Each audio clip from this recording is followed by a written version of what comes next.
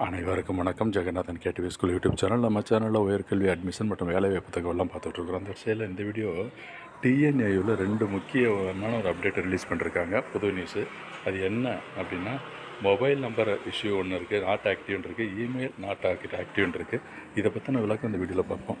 இதுவரை நம்ம channel subscribe பண்ணலாம், பண்ணிட்டு இந்த மாதிரி தகவலெல்லாம் ஷேர் லைக் பண்ணுங்கள். மறக்காமல் அந்த ஆல் நோட்டிஃபிகேஷன் பில் பட்டனே ஆன் பண்ணுவீங்க அந்த அப்டேட்லாம் தெரிஞ்சுக்கிறதுக்கு.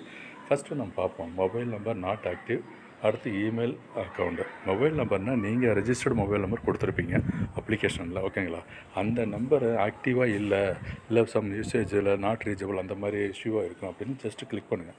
மொபைல் நம்பர் என்ன இஷ்யூஸு, யாருக்கெல்லாம் இருக்குது அப்படிங்கிறத லிஸ்ட்டு கிளியராக சொல்லியிருக்காங்க. இந்த கீழே ஒரு லிஸ்ட்டு கொடுத்துருக்காங்களாம். இவங்களுடைய மொபைல் நம்பர் வந்து நாட் ஆக்டிவ்னு வருது.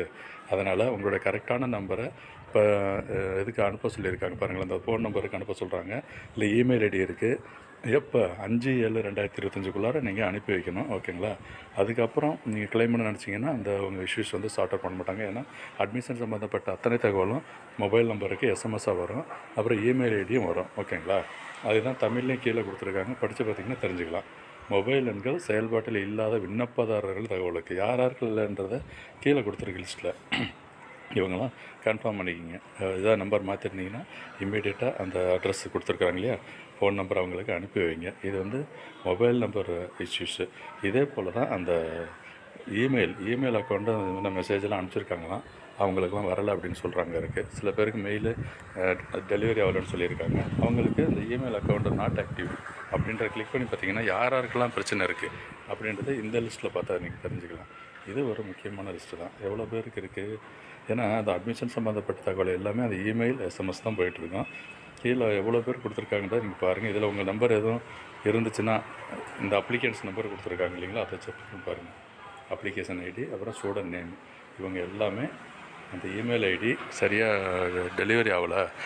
டிஎன்யூவில் வந்து போட்ட மெயிலெலாம் போகலையாம், ரீச் ஆகலை, டெலிவரி ஆகலைன்னு சொல்லியிருக்காங்க. அவங்கெல்லாம் இம்மிடியேட்டாக அந்த காலேஜுக்கு ஹெல்ப் டெஸ்க்கு, அதாவது இமெயில் ஐடி கொடுத்துருக்காங்க இல்லையா, அதுக்கு அனுப்பி வைங்க. இல்லை ஃபோன் நம்பர் கொடுத்துருக்காங்க, அதுலேயும் கால் பண்ணலாம். இது ஒரு முக்கியமான அப்டேட்டு. ஸோ அட்மிஷன் சம்மந்தப்பட்ட தகவலாம் தெரிஞ்சுக்கணுங்கிறப்ப நிறைய இஷ்யூஸ் இருக்கும். இது பார்த்திங்கன்னா 7 பக்கம் இருக்குதுங்க. இவ்வளோ பேருக்கு இந்த இஷ்யூஸ் இருக்குது. என்னது, இமெயில் அக்கௌண்ட் இஷ்யூஸ் இருக்குது. கிட்டத்தட்ட 7 பக்கம் ஆளுங்களுக்கு. இம்மிடியேட்டாக கரெக்ட் பண்ணிக்கிங்க உங்களோட தகவலை. இந்த மாதிரி தகவலாம் தொடர்ந்து தெரிஞ்சுக்கணும்னு சேனலை சப்ஸ்கிரைப் பண்ணிவிட்டு ஆல் நோட்டிஃபிகேஷனையும் ஆன் பண்ணி வைங்க. அந்த அப்டேட்லாம் இம்மிடியேட்டாக உங்களுக்கு வந்து சேரும். இது ஒரு முக்கியமான தகவல். ஸோ சப்பனம் என்ன சொல்லியிருக்கேன்னா, உங்கள் email ID, phone number 2 issues இருந்துச்சுன்னா இம்மிடியேட்டாக சார்ட் அவுட் பண்ணுங்கள்.